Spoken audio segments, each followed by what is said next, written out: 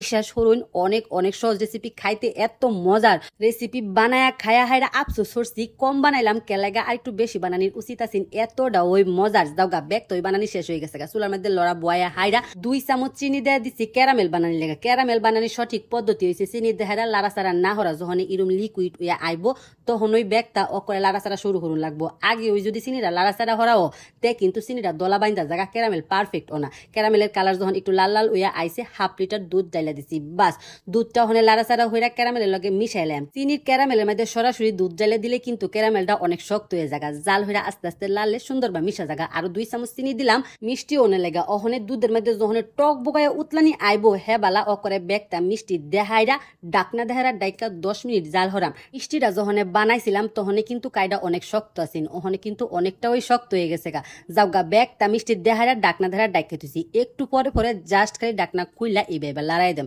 দেখছো নিবালা ফুললা কত নিয়েছে মাত্র হাফ লিটার দুধ 1 কাপ গুঁড়া দুধ দেহাইরা আজকাল রস পেরা মিষ্টি রেসিপিটা আমি লগে শেয়ার করছি যারা কইন যে গুঁড়া দুধ দেহাইরা মিষ্টি বানাইছি কিন্তু পারফেক্ট হইছে না পরিমাপটা ঠিক রাখুন যে পরিমাপ ঠিক রাখলে অবশ্যই অবশ্যই মিষ্টি পারফেক্ট হইব ইনশাল্লাহ আজকার এই রস পেরা মিষ্টিটা খাইতে অক করে রসমালাইয়ের মতো যাওগা রস পেরা মিষ্টিটা ডেকোরেশন হওয়ার লেগা মাওয়াটা বানাইলাম চুলার মধ্যে লড়া বয়া হাইরা অল্প একটু ঘি দিছি ঘি দিয়ে হাইরা গুঁড়া দুধ দিছি অক করে লাইরা সারা যখন একটু ব্রাউনি ব্রাউনি কালার আইছে তখন উড়াই লাইছি আয়া পড়ছি অক করে 2 ঘন্টা পরে একটুখানি খায়া দেখছিলাম কিরম হয়েছে এত মজার হয়েছে কি কইতাম ওখানে মাওয়া দেখারা জাস্ট খালি ডেকোরেশন ফুললা কিন্তু ডবলের টবল হয়ে গেছে যারা মনে হরতাছ